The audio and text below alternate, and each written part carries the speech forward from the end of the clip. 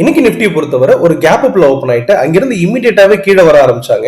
எந்த இடத்துலயுமே ஸ்டாப் பண்ணாம ஒரு கிளியரான ஒரு டவுன் ட்ரெண்ட் கொடுத்து அரௌண்ட் வந்து பாத்தீங்கன்னா உங்களுக்கு 25,400 இந்த ரேஞ்ச் வரைக்கும் ஒரு ஸ்ட்ரைட் டவுன் கொடுத்து கீழே இறங்கி முடிச்சிருக்காங்க. இதை பொறுத்தவரை நம்ம என்ன சொல்லியிருந்தோம்னா, சப்போஸ் வந்து பாத்தீங்கன்னா இந்த பிரைஸ் இந்த டிமாண்ட் ஜோன் 1 பிரேக் பண்ணுச்சுன்னா கொஞ்சம் கீழே இறங்கி இமீடியட்டா அங்கிருந்து மேல போறதுக்கான வாய்ப்பு இருக்குன்றதையும் புரிஞ்சுக்கலாம். அண்ட் அங்கேயும் ஒரு ஸ்ட்ராங் டிமாண்ட் இருக்கு நியர் 25,770 அண்ட் அதை பிரேக் பண்ணுச்சுன்னா மார்க்கெட் கீழே வந்துடும். அப் டு வந்து பாத்தீங்கன்னா டிமாண்ட் ஜோன் 3 இருக்கக்கூடிய 25,644 இந்த ரேஞ்ச் வரைக்கும் வரலாம். டிமாண்ட் ஜோன் 3 இருக்கக்கூடிய 25,644 இந்த ரேஞ்சை பிரேக் பண்ணுச்சுன்னா தான் ஸ்ட்ராங்கா கீழே வரதுக்கான வாய்ப்பு இருக்கு. அண்ட் அப் டு வந்து பாத்தீங்கன்னா டிமாண்ட் ஜோன் 4 இருக்கக்கூடிய 25,500 இந்த ரேஞ்சை வந்து ரீச் பண்ணுன்றது புரிஞ்சுக்கலாம். பட் இதை பிரேக் பண்ணுச்சுன்னா டோட்டல் ட்ரெண்டே சேஞ்ச் ஆயிடும், மார்க்கெட் கீழே போறதுக்கான வாய்ப்பு இருக்கு அப்படிங்கிறதையும் புரிஞ்சுக்கலாம். இதை பொறுத்தவரை ஓப்பனிங்கே வந்து பாத்தீங்கன்னா இந்த பிரைஸ் கேப் அப்ல இருக்கலாம். அங்கிருந்து வந்து பாத்தீங்கன்னா கீழே வந்துட்டு நியர் டிமாண்ட் ஜோன் 1ல சப்போர்ட் எடுத்து மேல போகலாம்னு எதிர்பார்த்திருந்தோம். பட் அதையும் பிரேக் பண்ணாங்க. அடுத்ததா இந்த டிமாண்ட் ஜோனா இருக்கக்கூடிய இந்த டிமாண்ட் ஜோன் 2லயும் சப்போர்ட் எடுப்பாங்கன்னு சொல்லியிருந்தேன். அங்கிருந்து மேல போகாம அதையும் பிரேக் பண்ணாங்க. ஸ்ட்ரைட்டாவே வந்து பாத்தீங்கன்னா இந்த டிமாண்ட் ஜோன் 3 அந்த ரேஞ்சையும் பிரேக் பண்ணிட்டு ஒரு கிளியரான ஒரு டவுன் ட்ரெண்ட் கிரியேட் பண்ணியிருந்தாங்க. டிமாண்ட் ஜோன் 4க்கு கீழே வந்திருக்கிறத பார்க்க முடியாது. இந்த இடத்துல எனக்கு ஒரு சின்ன கெஸ் அப்படிங்கிறது இருந்துச்சு. நம்ம ட்ரேட் எம்பரர் ஸ்டூடெண்ட் கிட்ட கூட எஸ்டர்டே டிஸ்கஸ் பண்ணியிருந்தேன். ஆக்சுவலா வந்து பாத்தீங்கன்னா இந்த இடத்துல வந்து பாத்தீங்கன்னா உங்களுக்கு ஒரு பேட்டர்ன், அதாவது வந்து பாத்தீங்கன்னா ஹெட் அண்ட் ஷோல்டர் பேட்டர்ன் ஒன்று ஃபார்ம் ஆகுது. இந்த இடத்துல வந்து பாத்தீங்கன்னா சேம் லெவல்ல வந்து ரீச் பண்ணலாம் அப்படிங்கறத எதிர்பார்த்திருந்தேன். அண்ட் அதே மாதிரி இந்த இடத்துல டவுன் ஆயிருக்கிறத பார்த்திருந்தேன். ஒரு சின்னதா ஒரு வந்து பாத்தீங்கன்னா ஒரு பை அப்படிங்கறத வச்சிருந்தேன். கிளியராவே வந்து பாத்தீங்கன்னா இந்த இடத்துல க்ளோஸ் பண்ணிட்டு அங்கிருந்து கீழே ஏதாவது ஒரு இடத்துல கன்ஃபர்மேஷன் கொடுத்தா மட்டும் என்ட்ரி எடுக்கலாம்னு வெயிட் பண்ணியிருந்தேன். எந்த ஒரு இடத்துலயுமே அந்த கன்ஃபர்மேஷனை கொடுக்காம அழகாவே கீழே வந்து அதாவது வந்து பாத்தீங்கன்னா இந்த 25,500 இதை பிரேக் பண்ணி சஸ்டெயின் ஆயிருக்காங்க. இந்த பிரைஸ் வந்து பாத்தீங்கன்னா 25,500 பிரேக் பண்ணிருக்காங்க. இது சஸ்டெயின் ஆயிடுச்சுன்னா பிரைஸ் ஃபர்தரா கீழே போறதுக்கான வாய்ப்பு இருக்கு. இது சஸ்டெயின் பண்ணிருக்காங்களா இல்ல பிரைஸ் ஃபர்தரா மேலதான் போகணுமா அப்படிங்கறத டீடைலா பார்க்கலாம்.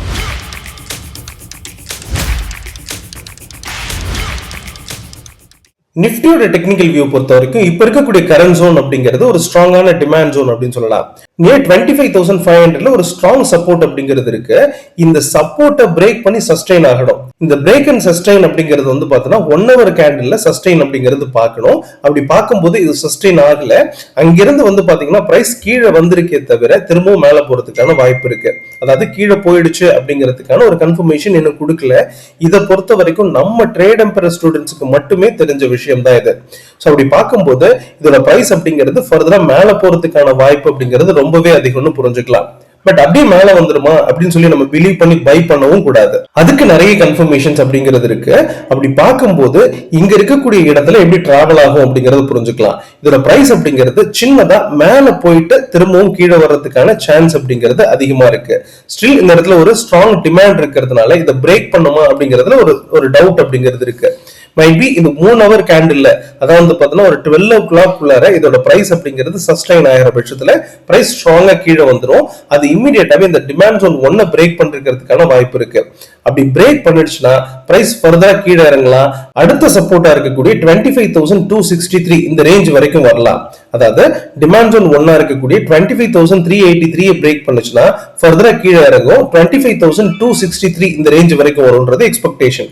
அதையும் பிரேக் பண்ணுச்சுன்னா ஃபர்தரா கீழே இறங்கும். அப் டு வந்து பாத்தீங்கன்னா 25,000 வரை வரும் அப்படிங்கிறது எக்ஸ்பெக்டேஷனா இருக்கு.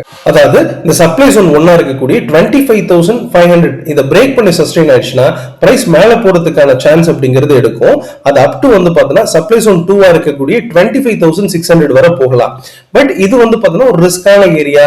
இதை டோட்டலா அவாய்ட் பண்ண வேண்டியது இருக்கும்.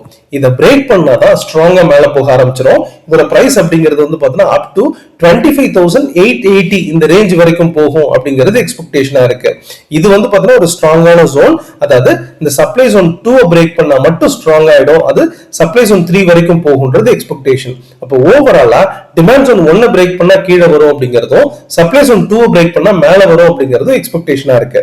இன்னொரு மார்க்கெட்ல ரொம்ப லீஸ்டா கீழே வந்தது அல்லது மார்க்கெட் கீழே வர்றதுக்கான முக்கியமான பார்ட்டிசிபேஷனா இருந்தது என்னன்னா ரியாலிட்டி, மீடியா, ஆட்டோ செக்டார்னு சொல்லலாம். அண்ட் ரொம்ப வந்து பாத்தீங்கன்னா கொஞ்சம் வீக்ல ஸ்ட்ராங்கா இருந்தது எது அப்படின்னு பாத்தீங்கன்னா பார்மசூட்டிக்கல், கொஞ்சம் ஐடியுமே இருந்துச்சுன்னு சொல்லலாம்.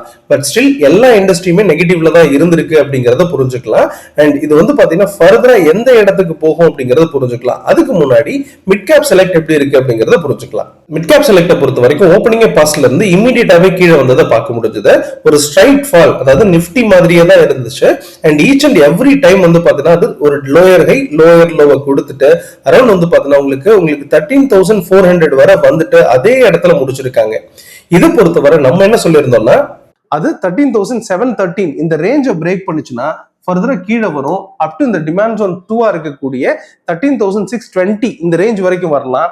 பட் இது வந்து பாத்தீங்கன்னா ரிஸ்கான ஏரியா அப்படிங்கறத புரிஞ்சுக்கணும். சோ இதை பிரேக் பண்ணுச்சுன்னா கொஞ்சம் ஸ்ட்ராங்கா கீழே வரதுக்கான வாய்ப்பு இருக்கு. அப் டு வந்து பாத்தீங்கன்னா அந்த 13,490 இந்த ரேஞ்ச் வரைக்கும் வரும் அப்படிங்கறத புரிஞ்சுக்கலாம். இது கொஞ்சம் ஸ்ட்ராங்கான இடம் தான். பட் இதை பிரேக் பண்ணுச்சுனாலே ஸ்ட்ராங்கா கீழே வரதுக்கான வாய்ப்பு இருக்கு அப்படிங்கறத புரிஞ்சுக்கலாம். இதை பொறுத்தவரை டிமாண்ட் ஜோன் 1 பிரேக் பண்ணுச்சுனாலே ஃபர்தரா கீழே வரும் அப்படிங்கிறதும், அது டிமாண்ட் ஜோன் 2 வரைக்கும் வரும், அது ரிஸ்கான ஜோன். அதையும் பிரேக் பண்ணுச்சுன்னா ஸ்ட்ராங்கா கீழே வரும், அது டிமாண்ட் ஜோன் 3 வரைக்கும் வரும் அப்படின்றத எதிர்பார்த்திருந்தோம். இதை பிரேக் பண்ணுச்சுன்னா ஃபர்தரா கீழே வரதுக்கான வாய்ப்பு அண்ட் கன்ஃபார்ம் பண்ணுது அப்படிங்கிறது மீனிங். இது கன்ஃபார்ம் பண்ணிருக்காங்களா இல்ல ஃபர்தரா மேல போறதுக்கான வாய்ப்பு எதுவும் இருக்கா அப்படிங்கறத டீடைலா நம்ம ட்ரேட் எம்ப்ரோ மெத்தட்ல அனலைஸ் பண்ணி பார்த்துடலாம். மிட் கேப் செலக்டோட டெக்னிக்கல் வியூ பொறுத்த வரைக்கும் இப்போ பர்ஃபெக்டா வந்து பாத்தீங்கன்னா ஒரு டிமாண்ட் ஜோன்ஸ்ல தான் இருந்துட்டு இருக்காங்க. பர்ஃபெக்டா வந்து பாத்தீங்கன்னா 13,434 இந்த ரேஞ்ச் அப்படிங்கிறது ஒரு ஸ்ட்ராங் சப்போர்ட். அதை பிரேக் பண்ணி சஸ்டெயின் ஆகாததுனால இந்த பிரைஸ் அப்படிங்கிறது ஸ்டில் வந்து பாத்தீங்கன்னா இந்த டிமாண்ட் ஜோன் 1 எடுத்துக்குது. இங்க இருந்து பிரைஸ் மேல போறதுக்கான வாய்ப்பு இருக்கு அப்படிங்கறத புரிஞ்சுக்கலாம். அண்ட் அதை பிரேக் பண்ற பட்சத்துல பிரைஸ் இமீடியட்டா கீழே இறங்குறதுக்கான வாய்ப்பு இருக்கு. அது அப் டு வந்து பாத்தீங்கன்னா உங்களுக்கு டிமாண்ட் ஜோன் 2 வரைக்கும் போகும். பட் இமீடியட்டா கீழே வந்துருமா அப்படின்னு பார்த்தோன்னா ஒரு சின்னதா ஒரு கரெக்ஷன்ஸ் அப்படிங்கிறது வாய்ப்பு இருக்கு. அப் டு வந்து பார்த்தீங்கன்னா இந்த சப்ளை ஜோன் 1 வர போயிட்டு அங்கிருந்து கீழே வரும் அப்படிங்கிறது எக்ஸ்பெக்டேஷனா இருக்கு.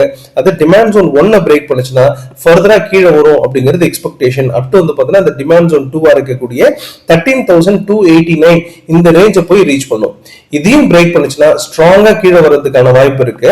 இது 13,100 அதையும் பிரேக் பண்ணுதுன்னா 13,000 வரைக்கும் போறதுக்கான வாய்ப்பு இருக்கு. சோ இப்போதைக்கு வந்து பாத்தீங்கன்னா உங்களுக்கு இந்த லெவல் அப்படிங்கிறது இமீடியட் லெவலா இருக்கு. இது நாளைக்கு மூவ் ஆகும் அப்படிங்கறத புரிஞ்சுக்கலாம். சப்போஸ் இந்த பிரைஸ் வந்து பாத்தீங்கன்னா இந்த சப்ளை ஜோன் 1 வந்து பிரேக் பண்ற பட்சத்துல பிரைஸ் ஃபர்தரா மேல போறதுக்கான வாய்ப்பு இருக்கு. ஸ்டில் வந்து பாத்தீங்கன்னா இந்த சப்ளை ஜோன் 2 இருக்கக்கூடிய 13,585 இந்த ரேஞ்ச் வரைக்கும் போகும். சோ இதை பொறுத்த வரைக்கும் வந்து பாத்தீங்கன்னா ரிஸ்கான ஏரியா தான். ட்ரேடருக்கு ஆப்பர்ச்சுனிட்டி கிடையாது. நம்ம ட்ரேட் எம்ப்ரோ ஸ்டூடெண்ட்டும் இதை நம்ம டச் பண்ண மாட்டோம் அப்படிங்கறத புரிஞ்சுக்கலாம். சோ இதை அவாய்ட் பண்ண வேண்டிய ஏரியாஸா இருக்கு. சப்ளை ஜோன் 2 பிரேக் பண்ணுச்சுன்னா கொஞ்சம் ஸ்ட்ராங் ஆயிடும். அப் டு வந்து பாத்தீங்கன்னா இந்த சப்ளை ஜோன் 3 இருக்கக்கூடிய 13,715 இந்த ரேஞ்ச் வரைக்கும் போகும்ன்றது எக்ஸ்பெக்டேஷன். அதையும் பிரேக் பண்ணுச்சுன்னா ஸ்ட்ராங்கா மேல போறதுக்கான வாய்ப்பு இருக்கு. சப்ளை ஜோன் 4 இருக்கக்கூடிய 13,838 அப்படிங்கிற ரேஞ்ச் போகும். பட் இது இப்போதைக்கு நடக்கிறதுக்கான வாய்ப்பு இல்ல. இமீடியட்டா இந்த ரேஞ்ச் அப்படிங்கிறது அல்லது இந்த ஜோன்ஸ் அப்படிங்கறது இமீடியட்டா நடக்கும் அப்படிங்கறத புரிஞ்சுக்கலாம். சோ ஓவராலா டிமாண்ட் ஜோன் 1 பிரேக் பண்ணுச்சுன்னா ஃபர்தரா கீழே வரும் அப்படிங்கிறதும், சப்ளை ஜோன் 2 பிரேக் பண்ணுச்சுன்னா ஃபர்தரா மேல போகும் அப்படிங்கிறது எக்ஸ்பெக்டேஷனா இருக்கு.